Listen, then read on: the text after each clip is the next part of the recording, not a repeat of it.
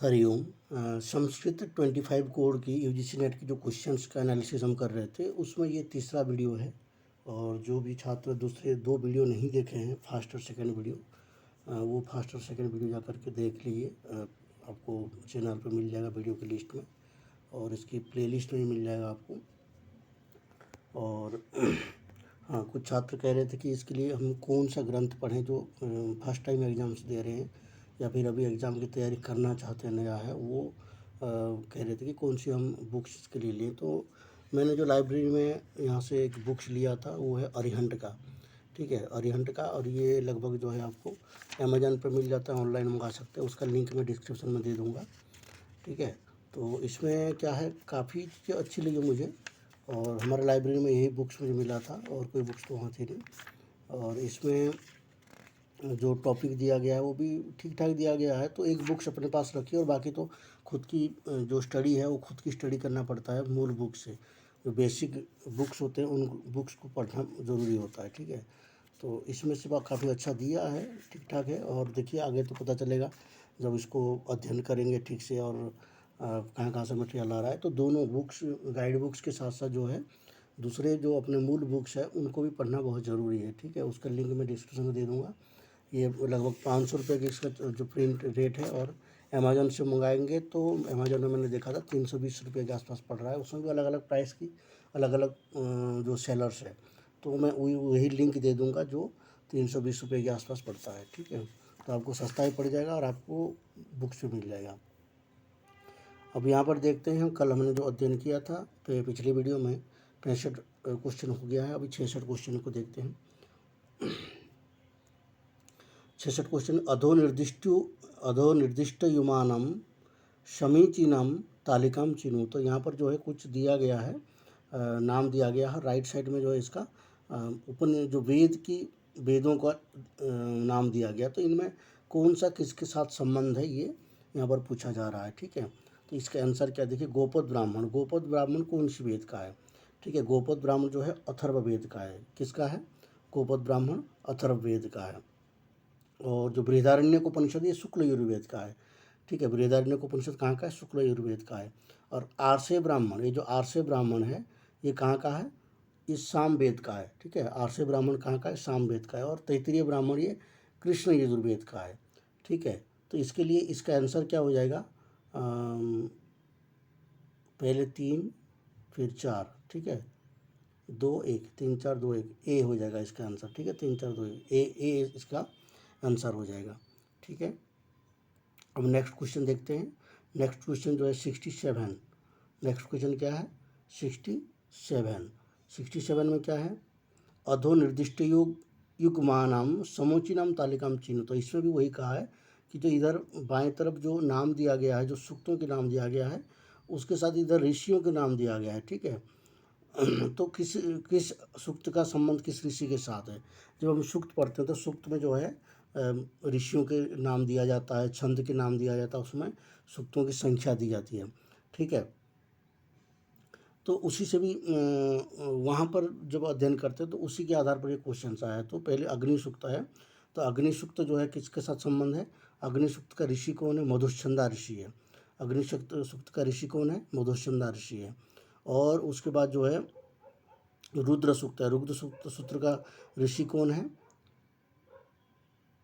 गृत समद ऋषि है। कि कौन है? गृत समद ऋषि है। ठीक है, पर्जन्य सूक्त का ऋषि कौन है? भौमोत्री ऋषि है। पर्जन्य सूत्र का भौमोत्री ऋषि है। और ज्ञान सूक्त का अंगिरस बृहस्पति है। ठीक है, तो इस तरह के इसका आंसर क्या हो जाएगा? पहला तो अग्नि सूक्त 2 है, 2 3 4, 2 3 4 1। हाँ, इसका भी आंसर ए है। ठीक है, नेक्स्ट क्वेश्चन पर चलते हैं। 68 में देखिए अधोंकितानाम केन स कस्य संबंध है। यहाँ पर भी वैसे है कि किसके साथ किसका संबंध है। यहाँ पर ये सांख्य कारिका के आधार पर पूछा गया है। पुरुष है, वाक है, शब्द और मूल प्रकृति। ठीक है, तो इसका आंसर क्या हो जाएगा? पुरुष जो है, पुरुष न प्रकृति न विकृति। पुरुष क्या है? प्रकृति भी नहीं है और विकृति भी नहीं है। तो क्या हो जाएगा? ए का जो है 4 हो जाएगा। और वाक, वाक क्या है? ये विकृति है, ठीक है। वाक क्या है? विकृति है। शब्द क्या है? शब्द क्या है? ये प्रकृति विकृति दोनों है। शब्द प्रकृति विकृति, ये श्लोक के आधार पर आप पढ़ेंगे तो वहाँ पर आपको मिल जाएगा। मूल प्रकृति ही, मूल प्रकृति क्या है? प्रकृति ही होता है, ठीक है। तो इसमें कुछ देखिए, मूल प्रकृति क्या, विकृति हो नहीं सकती है, वो प्रकृति ही होगा। और मूल प्रकृति क्या, न विकृति न प्रकृति न विकृति, ये भी नहीं हो सकता है, ठीक है। और मूल प्रकृति जो है प्रकृति विकृति भी नहीं हो सकता है। तो प्रकृति विकृति, मूल प्रकृति को अगर आप जोड़ लिए सही ढंग से तो बाकी सारे आंसर अपने आप मिल जाएगा, ठीक है। तो इसका आंसर क्या हो जाएगा? सी। इसका आंसर क्या होगा? सी। अब चलते हैं 69 पे। 69 पे क्या दिया है?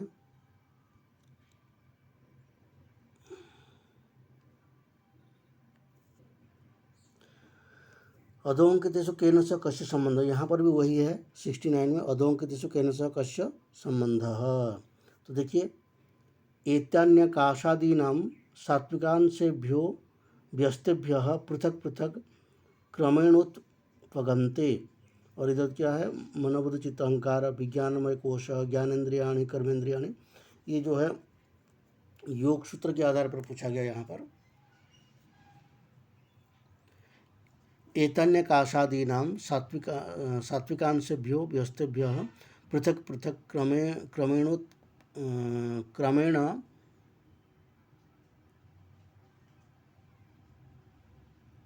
उत्पगन्ते, ठीक है। तो इसका आंसर क्या होगा?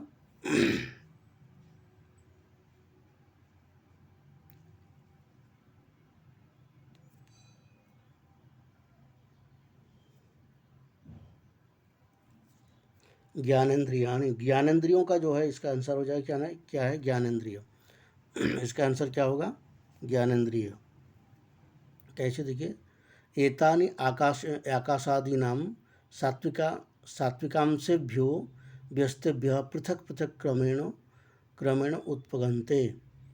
जो ज्ञानेन्द्रिय है वो एतानि, जो ज्ञानेन्द्रियाणि है, आकाशादानी आकाशादीनां सात्विकांशेभ्यो, सात्विक अंश से व्यस्त से पृथक पृथक क्रमेण उत्पद्यन्ते।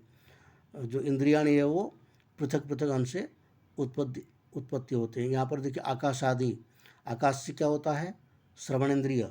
आकाश से क्या होता है? श्रोत्रेंद्रिय का उत्पत्ति होती है, ठीक है। तो यहाँ पर आकाशादि दिया है, तो वहाँ पर ज्ञानेन्द्रियाणि से अलग अलग सभी इंद्रियाँ ले सकते हैं। तो इसलिए यहाँ पर यह ज्ञानेन्द्रियाणि के साथ संबंध इसका हो गया। एते पुनराकाशादि गत सात्विकांशेभ्यो मिलितेभ्यो उत्पद्यन्ते। एते पुनराकाशादानि, ठीक है। यहाँ पर दूसरा क्या कहा है? एते पुनराकाशादि। एते मतलब ये सभी पुनराकाशादि सात्विकांशेभ्यो, सात्विक अंश से होता है। तो सात्विक अंश से कौन होता है? मन बुद्धि चित्त अहंकार, ठीक है। ये सात्विक अंश से होता है। जो सूक्ष्म अंश होता है सात्विक अंश, उससे मन बुद्धि चित्त अहंकार की उत्पत्ति होती है, ठीक है। मिल करके मन बुद्धि चित्त अहंकार, ठीक है। क्योंकि जो इंद्रियां हैं वो इंद्रियां जो है, जैसे आकाश है, वायु है, इन सभी से अलग अलग इंद्रियों की उत्पत्ति होती है। परंतु जो मन बुद्धि चित्त अहंकार है, ये क्या है? ये इंद्रियां नहीं है, ठीक है। एक साक्षात इंद्रिया नहीं है। मन बुद्धि चित्त अहंकार क्या है? साक्षात इंद्रिया नहीं है। मन को इंद्रिया मानते हैं परंतु साक्षात इंद्रिय नहीं है, ठीक है। तो इसलिए सात्विक अंश से, ये जो आकाश आदि का सात्विक अंश से इसका उत्पत्ति होता है, ठीक है। एतानि पुनराकाशादीनां राजंसेभ्यो व्यस्तेभ्य। और सी क्या कहता है? ये पुनराकाशादि जो राजंसेभ्यो, राजर्षि राज अंश से, ये तो सात्विक अंश था, ये फिर राशिक अंश से पृथक पृथक क्रमेण उत्पद्यन्ते।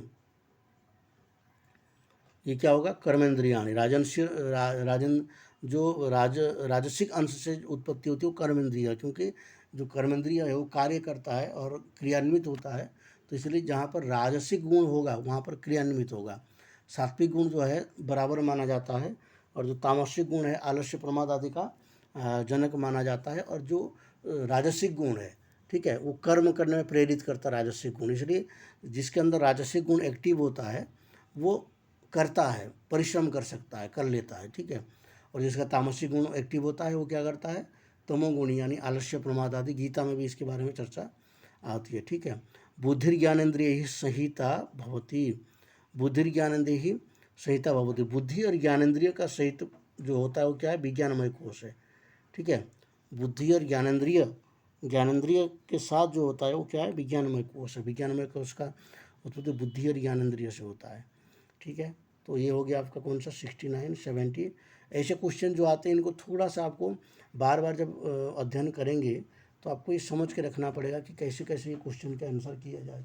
एक क्वेश्चन अगर आपको यहाँ एक क्वेश्चन सही हो जाता है, एक के साथ एक का संबंध बन जाता है, तो बाकी संबंध अपने आप बन जाएगा, ठीक है। तो नेक्स्ट क्वेश्चन क्या है, नेक्स्ट क्वेश्चन है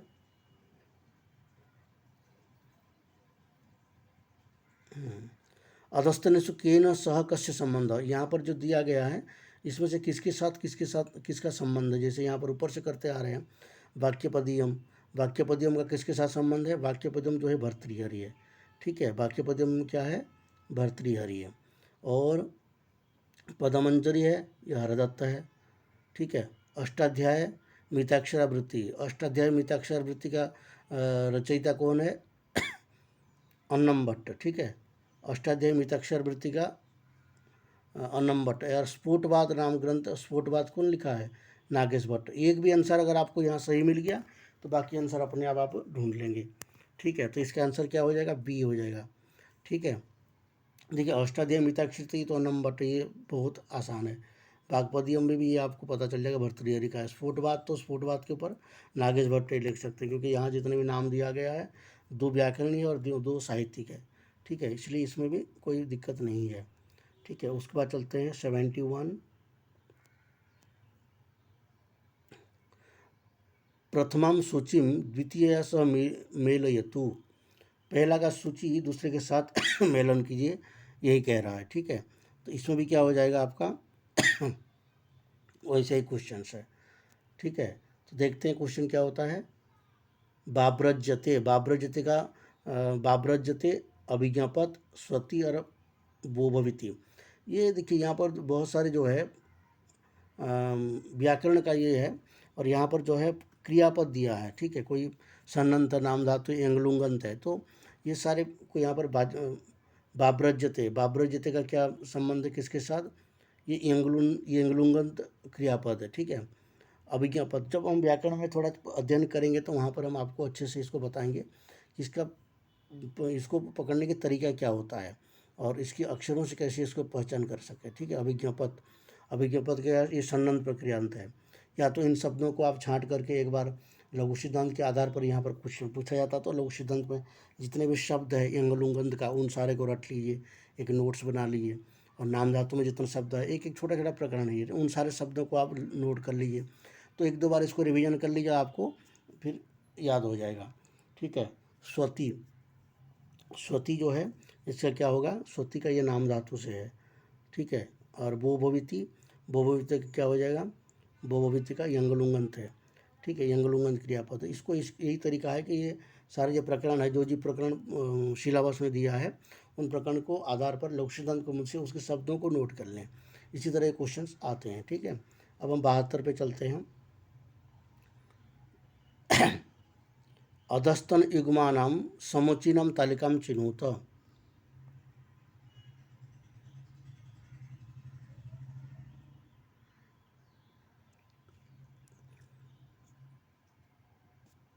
अधस्तन युग्मानां समुचीनं तालिकां चिनुत।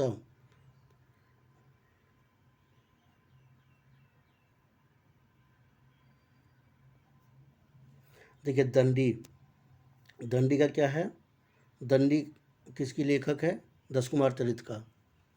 और बिल्हण, बिल्हण विक्रमांक देवचरितम, बिल्हण का रचित क्या है, विक्रमांक देवचरितम।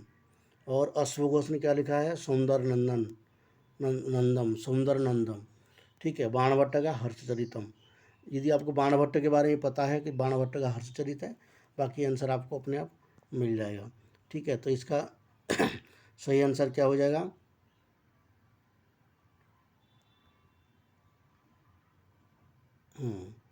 इसका सही आंसर हो जाएगा हाँ बी हो जाएगा, ठीक है। उसके बाद देखते हैं हम 73 नंबर 73 में देखते हैं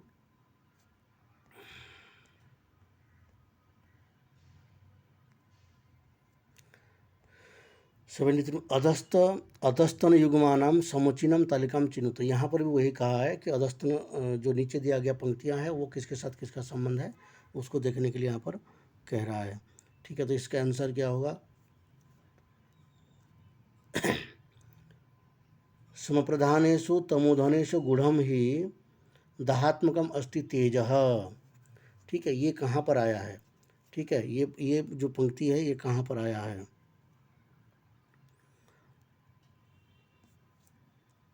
ये पंक्ति समप्रधानेषु तपोधनेषु गूढ़म ही दाहात्मकम अस्ति तेजः, ये आया है अभिज्ञान शकुंतलम का। ठीक है, अभिज्ञान शकुंतलम का ये पंक्ति है। और आनीय झटीति घटयति विधीर भीमत मभिमुखीभूतः, ये पंक्ति कहाँ का है? ये रत्नावली का है। किसका है? ये रत्नावली का है। और अक्षमाला प्रवृत्तिक्षा कुशासन परिग्रह बार्याव दौर्जनी संसद्वंदनीया समेखला, ये कहाँ का है? ये नलचंपू का है। ठीक है, ये कहाँ का है? ये नलचंपू का है।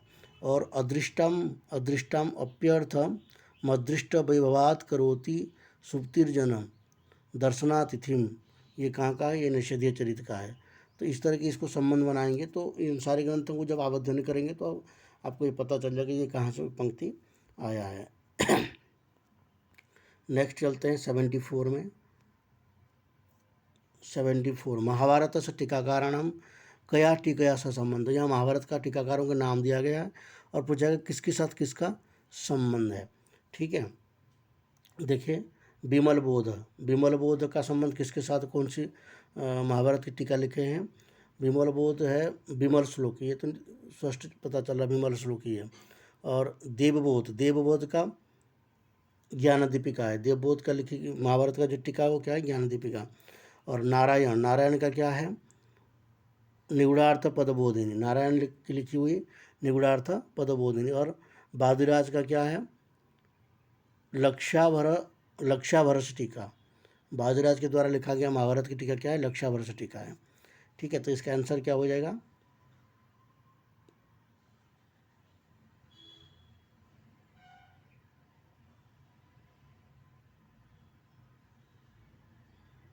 ए हो जाएगा। ठीक है, नेक्स्ट देखिए 75 अधोंकितेषु केन अभिलेखेन स कस्य संबंध। यहाँ पर कुछ अभिलेखों के नाम दिया गया और पूछा गया किसके संबंध किसके साथ है। ठीक है, देखते हैं हर्ष, जो हर्ष का अभिलेख है उसका साथ संबंध किसके साथ है? बांसखेड़ा ताम्रपट्टा अभिलेख है। हर्ष की समय का क्या है? बांसखेड़ा ताम्रपट्टा अभिलेख, ये हर्ष की समय की है, हर्ष। ठीक है, और पुलकेशिन द्वितीय का किसके साथ संबंध है? ये ऐहोल शिलालेख। और समुद्रगुप्त का इलाहाबाद स्तंभ लेख, समुद्रगुप्त का इलाहाबाद स्तंभ लेख है समुद्रगुप्त का। और कनिष्क के संबंध का सारनाथ बौद्ध प्रतिमा लेख, कनिष्क का क्या है? सारनाथ बौद्ध प्रतिमा लेख। तो इसका आंसर क्या हो जाएगा? डी हो जाएगा। तो इस तरह से आप जितने भी यहाँ पर आता है उसको आंसर कर सकते हैं।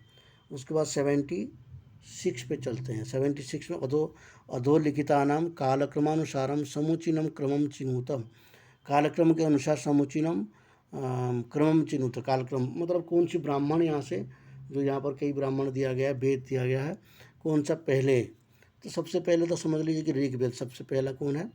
ऋग्वेद है। इसके आधार पर आपका जो है आंसर सही बैठना चाहिए।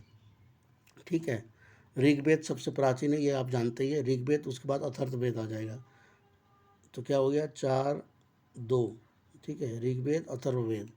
ठीक है, और उसके बाद ऐत्रेय ब्राह्मण गोपथ ब्राह्मण। ठीक है, ये माना जाता है ऐत्रेय ब्राह्मण पहले लिखा गया है और फिर गोपथ ब्राह्मण उसके बाद में लिखा गया है। तो इसलिए आंसर क्या हो जाएगा? 4-2 डी हो जाएगा। ठीक है, 77 अधोलिखितानाम कालक्रमानुसारम समुचिनम क्रमम चिन्हुतम। इनमें भी जो है कुछ वेदों के भाष्य का नाम दिया गया है और इसके कालक्रम के अनुसार इसको सही क्रम से बनाने के लिए कह रहा है। ठीक है, तो इसका आंसर देखते हैं। पहला जो है सबसे पुराना भाष्य कौन सा है? स्कंद स्वामी भाष्य सबसे प्राचीन है। ठीक है, स्कंद स्वामी भाष्य कौन सा है? सबसे प्राचीन है। उसके बाद उद्भट भाष्य, उद्भट भी उनके समकालीन थे इसलिए उद्भट भाष्य। और उसके बाद सायण और दयानंद, ये आधुनिक काल में लिखे गए 1800 के बाद, तो इसलिए दयानंद भाष्य सबसे अंत में आ जाएगा। तो क्या आंसर हो जाएगा, सी आंसर हो जाएगा। 3 1 4 2, ठीक है। तीन तीन हो गया स्कंद स्वामी, उद्भट, सायण और दयानंद, ये क्रम हो जाएगा। उसके बाद 78 पे चलते हैं। वैशेषिक दर्शनानुसारम निम्नांकितानाम समुचित क्रमोस्ति। वैशेषिक दर्शन के अनुसार नीचे जो दिया गया है उसका समुचित क्रम सही करने के लिए कह रहा है। तो देखते हैं।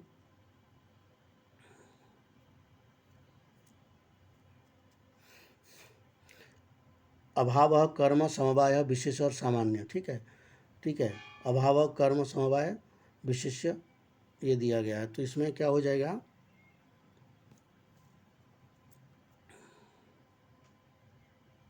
पहले तो कर्म, ठीक है, फिर सामान्य विशेष, सामान्य विशेष, समवाय और अभाव, ठीक है। कर्म पहले आ जाएगा, उसके बाद सामान्य विशेष, समवाय और अभाव, ये एक सूत्र है, उस सूत्र से वैशेषिक सूत्र है। तो ये आपको तर्क संग्रह तर्क भाषा में भी इसका क्रम आपको मालूम पड़ जाएगा पंक्ति के आधार पर, ठीक है। जब हम उसको अध्ययन करेंगे तो वहाँ पर आप देखेंगे इसको। मुझे अभी सूत्र का विस्मृति हो रहा है, सूत्र के आधार पर हो जाएगा। ये आपको तर्क संग्रह में भी ये सब मिल जाएगा, जैसे सामान्य विशेष समवाय अभाव, कर्म सामान्य विशेष समवाय अभाव, वहाँ पर तर्क संग्रह में कर्म की बात नहीं आती है शायद। और बाकी जो सप्त पदार्थ है जो ठीक है, चलिए देखेंगे वहाँ पर। अधोंकितानाम योग दर्शनम व्यास भाष्यानुसारम समुचितम क्रमम चिन्हुतम। व्यास भाष्य के अनुसार समुचित क्रम यहाँ पर लगाने के लिए कह रहा है, व्यास भाष्य के अनुसार, ठीक है। व्यास भाष्य के अनुसार क्षिप्तम निरुद्धम मूढ़म विक्षिप्तम एकाग्रम। पहला तो इसमें जो है मूढ़म है, ये मूढ़ सबसे पहला आएगा। उसके बाद क्षिप्तम, मूढ़म क्षिप्तम एकाग्रम, मूढ़म क्षिप्तम एकाग्रम विक्षिप्तम और निरुद्धम, ठीक है। मूढ़म क्षिप्तम एकाग्रम विक्षिप्तम और निरुद्धम, ये इसका सही क्रम है। उसके बाद 80वां क्वेश्चन में चलते हैं। 80 कालक्रमानुसारम अधोलिखित ग्रंथानाम समुचितम क्रमम चिन्हुत। तो यहाँ पर भी ग्रंथों के नाम दिया है और कह रहा है कि इसका समुचित क्रम चिन्ह लगाइए। काल के अनुसार किस ग्रंथ का किस काल में रचना हुआ है, तो इस बात का ध्यान रखिए कि जिस ग्रंथ का काल जिस काल में हुआ है, इस तरह के आपको नोट्स तैयार करने में आसान होगी। अगर ये क्वेश्चन आप पढ़ रहे हैं तो आपको जब ग्रंथ कभी भी आप पढ़ें, कोई ग्रंथ, उसका कब रचना हुआ है, उसकी टीकाकार कौन है, उसमें कौन कौन सी टीकाएँ हैं और किस टीका कब रचना हुई थी, ये सारे क्रम आपको बना करके रखना चाहिए, ठीक है। इसलिए यहाँ पर ये सारे विषय दिया गया है। तो मैं आपको कुछ आइडिया दे रहा हूँ, तो आपको खुद ये मेहनत करना पड़ेगा, ठीक है। हर चीज़ आपको नोट्स के रूप में कहीं से मिल जाएगा, ऐसे कोई संभव नहीं है। हाँ, अगर कोई पुराने विद्यार्थी है तो अगर उन्होंने ऐसे किए हैं तो आप कर सकते हैं। और दूसरा कि जो हमारे व्हाट्सएप ग्रुप और टेलीग्राम ग्रुप बनाए गए हैं, वहाँ पर आप जुड़ सकते हैं। और उसके साथ साथ क्या कर सकते हैं कि एक छात्र कि एक विषय पर नोट्स तैयार करें। जैसे व्याकरण के नोट्स है, व्याकरण के ग्रंथ है, व्याकरण की भाष्य है और व्याकरण की जो टीका ग्रंथ है, इन सारे ग्रंथों के नाम, उनके काल, इनका क्रम एक व्याकरण के छात्र बना सकता है। व्याकरण की जो सेक्शन है उसके ऊपर व्याकरण के पूरे पूरे नोट्स एक छात्र बना सकता है, ठीक है। जब आप बनाते हैं तो आप दूसरे को शेयर करिए, ठीक है। और दूसरा छात्र कोई साहित्य के जो विशेषज्ञ हैं तो साहित्य के ऊपर कर सकते हैं। इस तरह के अगर एक छात्र अपने नोट्स अगर दूसरे को भी शेयर करेंगे तो भी जो है उसमें काफ़ी आपको मदद मिलेगा। ऐसे नहीं है कि आप शेयर करेंगे तो आपके कारण दूसरे छात्र जो है उससे ज़्यादा नंबर्स ले आएंगे, ऐसे कुछ नहीं है। वो आपके ऊपर डिपेंड करता है कि आप कितना मेहनत करते हैं। जो ज़्यादा मेहनत करके जाएगा उसके नंबर ज़रूर ज़्यादा आएंगे, ठीक है। तो यहाँ पर देखते हैं,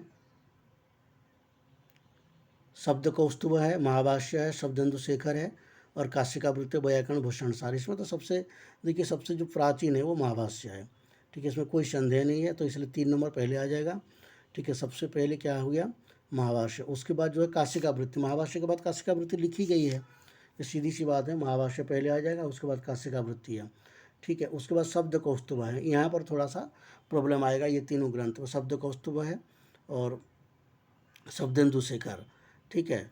शब्द कौस्तुभ व्याकरण भूषण सार उसके बाद है, उसके बाद शब्देंदु शेखर है लास्ट में, ठीक है। तो इनकी ये जो ग्रंथ है, इन ग्रंथों की आचार्यों के नाम भी आपको याद होना चाहिए, तभी जाकर के आपको कभी आचार्य के नाम भी पूछ सकता है, तो इसको भी आप नोट कर लीजिए। ये ग्रंथों के साथ साथ इनके आचार्यों का, ठीक है। मैं जो आइडिया दे रहा हूँ कि एक छात्र एक विषय की नोट्स बनाए तो उसमें उनको काफ़ी मदद मिलेगी, ठीक है। तो आप ऐसे कर सकते हैं। हमारे ग्रुप है, व्हाट्सएप ग्रुप है, आप मुझे मैसेज करिए, मैं आपको व्हाट्सएप ग्रुप में जोड़ दूंगा। और टेलीग्राम की लिंक तो इसकी डिस्क्रिप्शन में मिल जाएगा, वहाँ से आप क्लिक करिए, टेलीग्राम में पहुँच जाइए, ठीक है। नेक्स्ट है 81 कालक्रमानुसारम अधो लिखित वैयाकरणानाम समुचितम क्रमम चिन्हुत। यहाँ पर भी वही दिया है, जो व्याकरणियों के नाम दिया गया है और इनका समुचित क्रम कालक्रम के अनुसार, यानी कि जो पहले जन्म हुए हैं उनका पहले देना है, जो बाद में जन्म हुए हैं उनका बाद में देना है। तो सबसे पहले तो इसमें जो 4 नाम दिया गया है, वरदराज, भट्टोजी दीक्षित, पतंजलि और भर्तृहरि। पतंजलि सबसे प्राचीन है, क्योंकि पतंजलि ऋषि से ही व्याकरण की जो महाभाष्य लिखी गई है, ठीक है। पाणिनि के बाद पतंजलि आते हैं, तो पतंजलि सबसे पहले है। तो इसका आंसर क्या हो जाएगा, जब जिसमें सबसे पहले पतंजलि देखिए 4 नंबर भी है, 3 नंबर भी है, ठीक है। तो उसके बाद कौन है, भर्तृहरि भी प्राचीन है, इनके बाद भर्तृहरि है, ठीक है। तो इसलिए पतंजलि के बाद कौन आ जाएंगे, भर्तृहरि। और भट्टोजी दीक्षित उसके बाद आते हैं। वरदराज तो भट्टोजी दीक्षित के शिष्य थे, तो इसलिए लास्ट में वरदराज आ जाएंगे। तो ये 4 नंबर आंसर सही हो जाएगा। तो इस तरह के आंसर भी गैस करके आप कर सकते हैं, ठीक है। उसके बाद 82 पे चलते हैं। पूर्ववर्तिन आचार्यस्य प्राथम्यन कालक्रमानुसारम उचितम उत्तरम निर्दिशत। यहाँ पर भी वही कहा है, प्राथम्यन प्रथम जो काल के अनुसार जिनका जन्म पहले हुआ उनको पहले लगाओ, यही इसका भी आंसर है, ठीक है। तो देखते हैं पहले इसमें कौन है, विश्वनाथ, धनंजय, दंडी और कुंतक, ठीक है। तो इनमें से पहले कौन है, पहले तो दंडी है, ठीक है। दंडी का काल पहले है 2, उसके बाद धनंजय, दंडी, धनंजय और कुंतक और विश्वनाथ का काफ़ी बाद में हुए। इसके ऊपर मैंने एक नोट्स भी तैयार किया था, वो आपको कोशिश करूँगा कि टेलीग्राम में भेजने का। जितने भी आचार्य है साहित्य में, बहुत सारे आचार्य के नाम उसमें है और उसमें उनके काल भी दिया गया है। हाँ, ये जितने क्वेश्चंस है भविष्य तो हम इसको क्या करेंगे, इन सभी चीज़ों को लिख करके, जैसे साहित्य के हमें ऐसे कुछ मिलता है तो उसको हम लिख करके हमारी जो वेबसाइट है, उस वेबसाइट की लिंक आपको डिस्क्रिप्शन में मिल जाएगा। उस वेबसाइट में हम ये सारे विषय ऐड करते रहेंगे, ताकि आप उनको पढ़ करके जो है वहीं से अपना नोट्स बना सकते हैं, ठीक है। पीडीएफ में क्या होता है, पीडीएफ बनाते तो है, लेकिन वो पीडीएफ कभी कभी खो जाता है, और पीडीएफ आपको मिल भी जाए तो आप पढ़ते नहीं है, तो आपको ढंग से तैयार नहीं हो पाता है। यदि हम आपको वेबसाइट पे देंगे तो आप वेबसाइट से आप सारी चीज़ें लिख लीजिए, एक तो आपको अपने ढंग से नोट्स भी तैयार हो जाएगा, और जब रिवीजन करना होगा तो आपको उसमें आसानी होगी, ठीक है। उसके बाद 83 पे चलते हैं हम। सर्वप्राचीन रचना या प्राथम्यन। यहाँ पर भी वही है कि सबसे प्राचीन जो रचना है उसको पहले रखिए कालक्रम के अनुसार। तो ये क्या है, इसका आंसर देख लीजिए,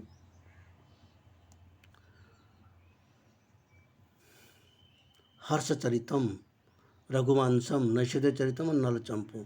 इनमें कौन है सबसे प्राचीन, सबसे प्राचीन है रघुवंश, कालिदास की रचना है, और कालिदास जो है सबसे प्राचीन इनसे माने जाते हैं, ठीक है। उसके बाद हर्षचरितम, ठीक है।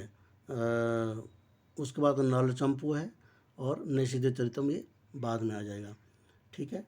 तो इसके अनुसार आंसर कौन हो जाएगा, बी हो जाएगा। आंसर क्या होगा, बी होगा, ठीक है। उसके बाद देखिए महाभारतीय पर्वानाम समुचित क्रमोस्ते। महाभारत का यहाँ पर पर्व दिया है, यहाँ पर समुचित क्रम क्या है ये पूछ रहा है।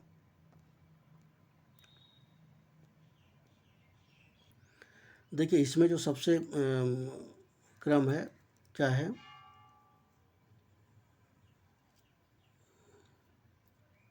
शांति पर्व। शांति पर्व सबसे पहले है, ठीक है, शांति पर्व। उसके बाद अश्वमेध पर्व, उसके बाद अनुशासन पर्व, ठीक है। पहला क्या कौन हो गया, शांति पर्व, अश्वमेध पर्व और अनुशासन पर्व, और उसके बाद आश्रम पर्व, उसके बाद मौसल पर्व। इस तरह की इसका क्रम बनेगा, ठीक है। तीन, शांति पर्व, अश्वमेध पर्व, शांति पर्व, नहीं, एक एक मिनट ध्यान दीजिए,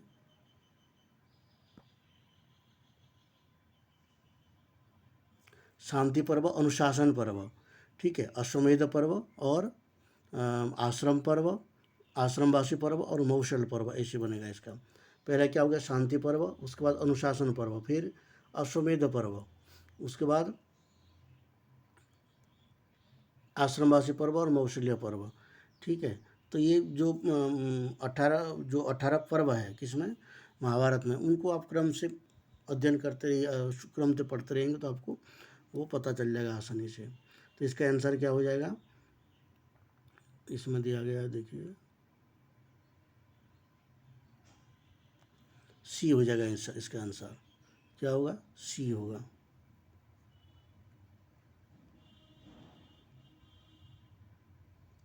उसके बाद देखिए 85, कौटिल्य अर्थशास्त्रस्य विनयाधिकरणे प्रकरणानां समुचित क्रमो अस्ति।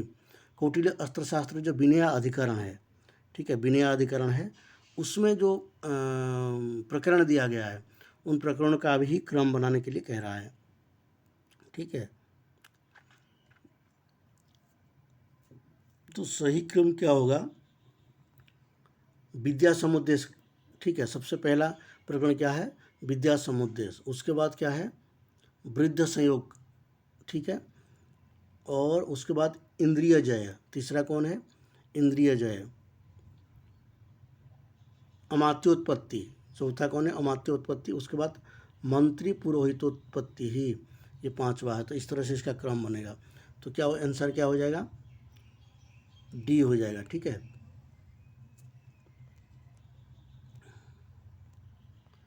हाँ, देखिए आगे जो है ऐसे क्वेश्चंस आते हैं, कुछ पैसेज देते हैं, कुछ कथन देते हैं, और उस कथन के अनुसार जो है उसका आंसर करने के लिए कहते हैं, ठीक है। तो ये थोड़ा सा सावधानी से आपको करना पड़ेगा, तभी जाकर आपके आंसर सही बैठेगा, ठीक है। कथनद्वयम अधोलिखितम एकम, ठीक है, ए में क्या दिया, इति अभिकथनम अपरंज इति कारणम। ये जो कथन अभिकथन पढ़ते हैं पहले।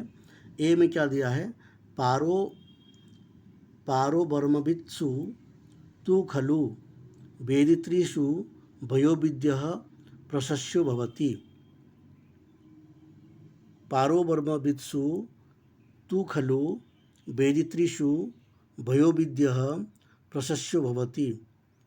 और कारण दिया है, यथा तेन गहन रूपेण बारंबारम स्वाध्यायेन बहुपरिश्रमेण वेदाभ्यासः कृतोऽस्ति।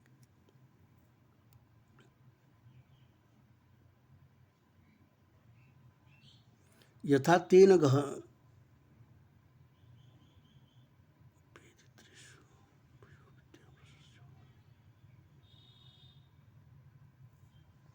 इसका अर्थ थोड़ा सा चिंतन करेंगे, एक मिनट।